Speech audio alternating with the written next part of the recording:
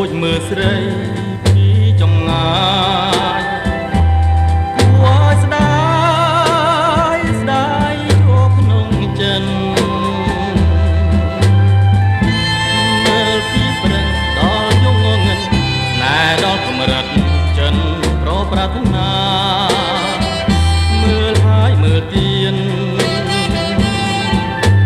បងខំឆ្លៀតគុណភេត្រាស្នេហារីស្រដូចកា